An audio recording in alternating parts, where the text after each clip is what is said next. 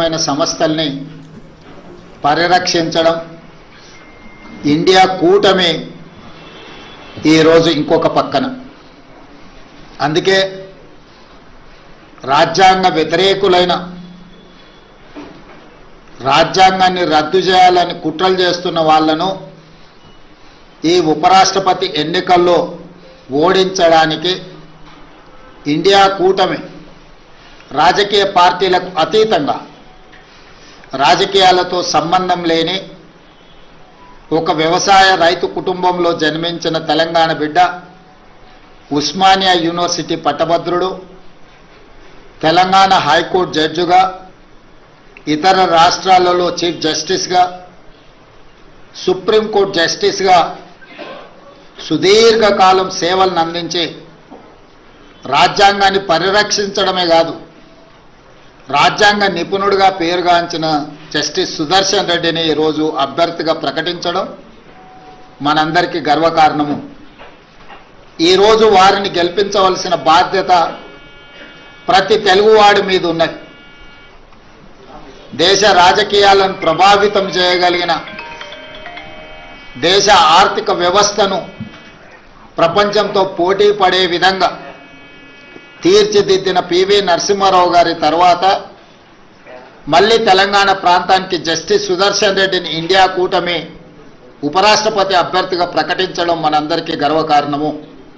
అందుకే ఈరోజు తెలంగాణ రాష్ట్ర ప్రభుత్వం తరఫున ఇండియా కూటమి రాజకీయాలకు అతీతంగా న్యాయ నిపుణుడు, న్యాయ కోవిదుడు జస్టిస్ సుదర్శన్ రెడ్డి గారిని అభ్యర్థిగా ప్రకటించడంతో రాజకీయాలకు అతీతంగా మనందరము ఏకం అవ్వాల్సిన సందర్భము.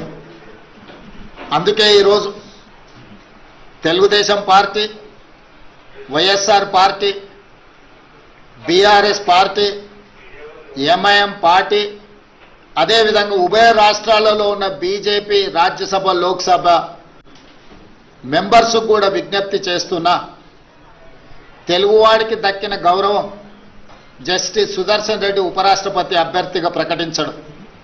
అందుకే మనందరం కలిసికట్టుగా 42 మంది లోక్సభ సభ్యులు, 18 మంది రాజ్యసభ సభ్యులు, ఉభయ రాష్ట్రాలకు సంబంధించిన వాళ్ళందరం ఒక తాటి మీదకి వచ్చి జస్టిస్ సుదర్శన్ రెడ్డి గెలుపులో భాగస్వాములు కావాలి. జస్టిస్ సుదర్శన్ రెడ్డిని గెలిపించవలసిన బాధ్యత మన అందరి మీద ఉన్నది. కాబట్టి చంద్రబాబు నాయుడు గారిని, చంద్రశేఖరరావు గారిని, వైఎస్ జగన్మోహన్ రెడ్డి గారిని, జనసేన అధ్యక్షుడు పవన్ కళ్యాణ్ గారిని, ఎంఐఎం పార్టీ అధ్యక్షుడు అసదుద్దీన్ ఓవైసీ గారిని, అదేవిధంగా ఉభయ కమ్యూనిస్టు పార్టీలు, ఈ రాష్ట్రాల నుంచి ప్రాతినిధ్యం లేకపోయినా ఇతర రాష్ట్రాలలో కమ్యూనిస్టు ప్రాతినిధ్యం ఉన్నది కాబట్టి ఆయా పార్టీలను కూడా తెలుగు వాళ్ళుగా మన వాళ్ళు సంప్రదించి మద్దతు కూడగట్టి జస్టిస్ సుదర్శన్ రెడ్డి గారి గెలుపు కోసం పని చేయాలి. జస్టిస్ సుదర్శన్ రెడ్డి గారి గెలవడము ఇప్పుడు అవసరం.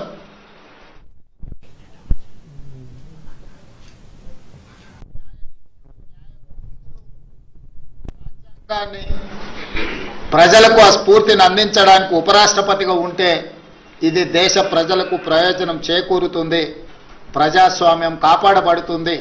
అందుకే ప్రజాస్వామ్యాన్ని ఉపరాష్ట్రపతి ఎన్నికల్లో రాజకీయాలకు అతీత